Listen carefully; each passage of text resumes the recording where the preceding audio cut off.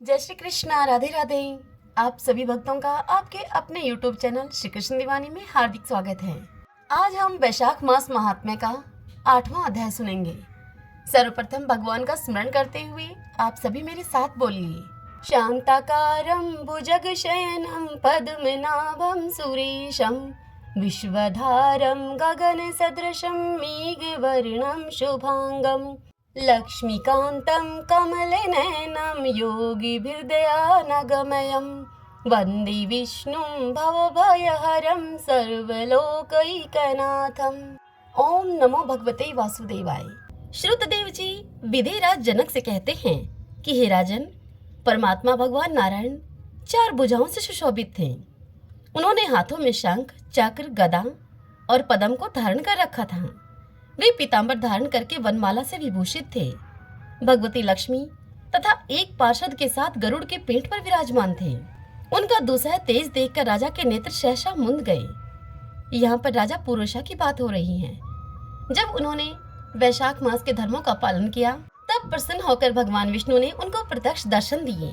ये उसी समय की वार्ता हो रही है। श्रुतदेव जी कहते हैं कि भगवान विष्णु का दुसह तेज देखकर राजा के नेत्र सहसा मुंद गए।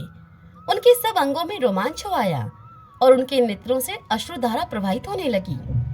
भगवान के दर्शन के आनंद में उनका हृदय सर्वथा डूब गया। उन्होंने तत्काल आगे बढ़कर भगवान को साष्टांग प्रणाम किया। तदंतर राजा पुरुषा ने प्रेम विह्वल नेत्रों से विश्वात्मदेव जगदीश्वर श्रीहरि को बहुत देर तक निहार कर उनके चरण धोए और उस जल को अपने मस्तक पर धारण किया। उन्हीं चरणों की धोवन रूपा श्री गंगा जी ब्रह्मा जी के सहित तीनों लोगों को पवित्र करती हैं। तत्पश्चात राजा ने महान वैभव से बहुमूल्य वस्त्र, आभूषण और चंदन से हार, धूप, दीप तथा अमृत के समान नैवेद्य के निवेदन आदि से एवं अपने तन, मन, धन और आत्मा का समर्पण करके अद्वितीय पुराण पुरुष भगवान विष्णु का पूजन किया।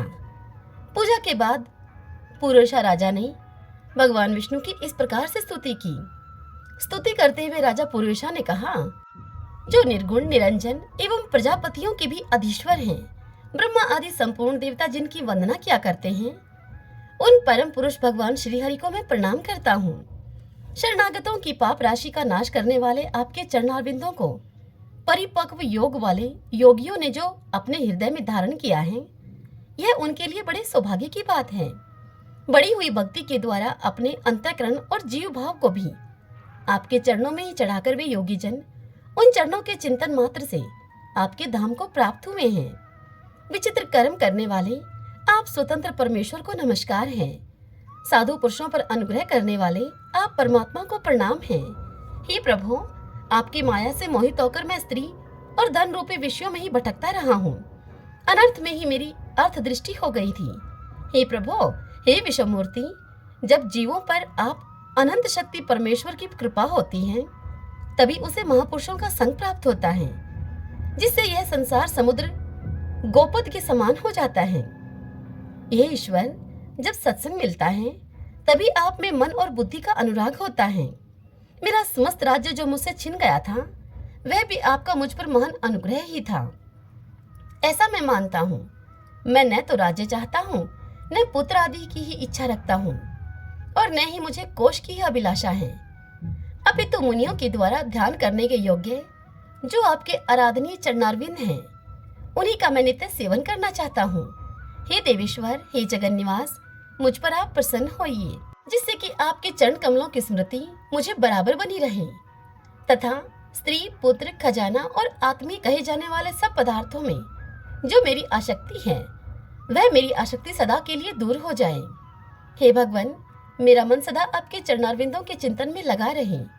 मेरी वाणी आपकी दिव्य कथा के निरंतर वर्णन में तत्पर हो। मेरे ये दोनों नेत्र आपके श्री विग्रह के दर्शन में, मेरे कान आपकी कथा श्रवण में तथा मेरी रचना आपके भोग लगाए हुए प्रसाद के आस्वादन में परवर्त हो। हे प्रभु, मेरी नासिका आपके चरण कमलों की तथा आपके भगत जनों के गंध विलेपन आदि की सुगंध लेने में, दोनों हाथ मेरे आपके मंदिर में झाड़ू देने आदि की सेवा में, मेरे दोनों पैर आपके तीर्थ और कथा स्थान की यात्रा करने में, और मेरा मस्तक निरंतर आपको प्रणाम करने में संलग्न रहे। मेरी कामना आपकी उत्तम कथा में और मेरी बुद्धि अहर्निश आपका चिंतन करने में तत्पर हूँ। मेरे घर में पधारे हुए मुनियों के द्वारा आपकी उत्तम कथा का वर्णन और आपकी महिमा का गान होता रहे और इसी में मेरे दिन बीते। हे विष्णु, एक क्षण या आधे पलक के लिए भी ऐसा प्रसंग न उपस्थित हो जो आपकी चर्चा से रहित हो। हे हरे, मैं परमेष्ठी ब्रह्मा का पद, भूतल का चक्रवर्ती राज्य और मोक्ष भी नहीं चाहता, केवल आपके चरणों की निरंतर सेवा चाहता हूँ मैं, जिसके लिए लक्ष्मी जी तथा ब्रह्मा, शंकर आदि देवता भी सदा ही प्रार्थना किया करते हैं। राजा पुरुषा के द्वारा इस प्रकार स्तुति किए जाने पर उन पर प्रसन्न होकर भगवान विष्णु ने मेघ के समान गंभीर वाणी में राजा पुरुषा से इस प्रकार कहा। विष्णु भगवान बोले, हे राजन, मैं जानता हूँ तुम मेरे श्रेष्ठ भगत हो, कामना रहित और निष्पाप हो। हे नरेश्वर, मुझ में तुम्हारी दृढ़ भक्ति हो और अंत में तुम मेरा सायुज्य प्राप्त करो। तुम्हारे द्वारा किए हुए इस स्तोत्र से इस पृथ्वी पर जो लोग स्तुति करेंगे उनके ऊपर संतुष्ट होकर मैं उन्हें भोग और मोक्ष प्रदान करूंगा। यह अक्षय तृतीया इस पृथ्वी पर प्रसिद्ध होगी, जिसमें भोग और मोक्ष प्रदान करने वाला मैं तुम्हारे ऊपर प्रसन्न हुआ हूँ। जो मनुष्य इस तिथि को किसी भी बहाने से अथवा स्वभाव से ही स्नान, दान आदि क्रियाएं करते हैं, वे मेरे अविनाशी पद को प्राप्त होते हैं। जो मनुष्य पितरों के उद्देश्य से अक्षय तृतीया को श्राद्ध करते हैं, उनका किया हुआ वह श्राद्ध अक्षय होता है। इस तिथि में थोड़ा सा भी जो पुण्य किया जाता है उसका फल अक्षय होता है। हे नृपश्रेष्ठ, जो कुटुंबी ब्राह्मण को गाय का दान करता है, उस ऐसे मनुष्य के हाथ में सब संपत्तियों की वर्षा करने वाली भुक्ति और मुक्ति भी आ जाती है। जो वैशाख मास में मेरा प्रिय करने वाले धर्मों का अनुष्ठान करता है, उसके जन्म, मृत्यु, जरा, भय और पाप को मैं हर लेता हूँ। हे अनग, यह वैशाख मास मेरे चरण चिंतन की ही भांति ऐसे सहस्त्रों पापों को हर लेता है जिनके लिए शास्त्रों में कोई प्रायश्चित नहीं मिलता है। राजा पुरुषा को यह वरदान देकर देवादिदेव भगवान जनार्दन सबके देखते ही देखते वहीं अंतर्ध्यान हो गए। तदंतर राजा पुरुषा सदा भगवान में ही मन को लगाए हुए उन्हीं की सेवा में तत्पर रहकर इस पृथ्वी का पालन करने लगे। देव दुर्लभ समस्त मनोरथों का उपभोग करके अंत में उन्होंने चक्रधारी भगवान विष्णु का सायुज्य प्राप्त कर लिया। जो इस उत्तम आख्यान को सुनते और सुनाते हैं, वे सभी पापों से मुक्त होकर भगवान विष्णु के परम पद को प्राप्त होते हैं। हरि ओम तत्सत। ओम नमो भगवते वासुदेवाय। ओम माधवाय नमो नमः। आइए भगतजनों, अब हम वैशाख स्नान की आज की कथा का श्रवण करते हैं। एक ब्राह्मणी थी, वह बहुत ही धार्मिक महिला थी। सभी ग्रामवासी उसका बहुत ही आदर सम्मान करते थे। कोई भी उसकी शरण में आता तो वह सभी की मदद किया करती थी। मन ही मन भगवान का स्मरण किया करती थी। भगवान की सेवा, पूजा और जरूरतमंद लोगों की मदद करना उसका परम धर्म था। एक दिन ब्राह्मणी मरकर भगवान के घर गई। वहां जाकर वह बोली कि मुझे बैकुंठ का रास्ता बता दो। स्वर्ग से एक दूत आया और बोला कि ब्राह्मणी, आपको क्या चाहिए?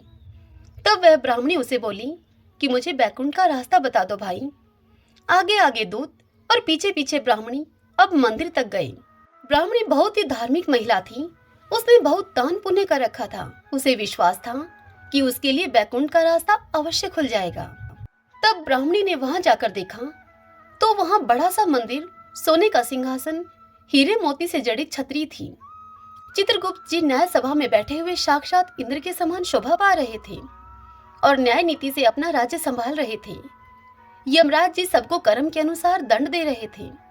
ब्राह्मणी ने जाकर उनको प्रणाम किया और बोली कि मुझे बैकुंठ जाना है।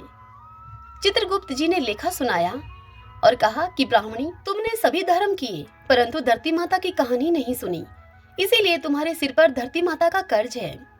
बैकुंठ में कैसे जाओगे तुम? यह सुनकर ब्राह्मणी बोली, धरती माता की कहानी के क्या नियम हैं? तब चित्रगुप्त जी ने बताया कि 1 साल तक अथवा 6 महीने या फिर 7 दिन ही सही, इस कहानी को, धरती माता की कहानी को अवश्य सुने नियम पूर्वक और फिर उसका उद्यापन कर दें। धरती माता की इस कहानी को सुनने से जाने अनजाने में किए गए पाप कर्मों से धरती माता हमें बचा लेती हैं। हमारे उन पाप कर्मों को धरती माता हर लेती हैं। स्वर्गलोक में तो धर्म को ही स्थान प्राप्त है। यहाँ पाप के लिए कोई जगह नहीं है। धरती माता की कहानी पीपल के पेड़ के नीचे बैठकर सुननी चाहिए। तब यह बात सुनकर ब्राह्मणी ने प्रार्थना की चित्रगुप्त जी से कि मुझे 7 दिन वापस पृथ्वीलोक पर जाने दीजिए, मैं इस कहानी को सुनकर वापस आ जाऊंगी। तब चित्रगुप्त जी ने उस ब्राह्मणी का लेखा जोखा देखकर 7 दिन के लिए उसे पृथ्वी पर भेज दिया। ब्राह्मणी अब पुनः जीवित हो गई। ब्राह्मणी ने अपने परिवार वालों से कहा कि मैं 7 दिन के लिए धरती माता की कहानी सुनने के लिए वापस आई हूँ। इस कथा को सुनने से बड़ा ही पुण्य मिलता है। फिर उसने पीपल के पेड़ के नीचे बैठकर अपने परिवार के साथ 7 दिन धरती माता की इस कथा को सुना। 7 दिन पूरे होने पर वापस धर्मराज जी का बुलावा आया और ब्राह्मणी को बैकुंठ में श्री हरि के चरणों में स्थान प्राप्त हुआ।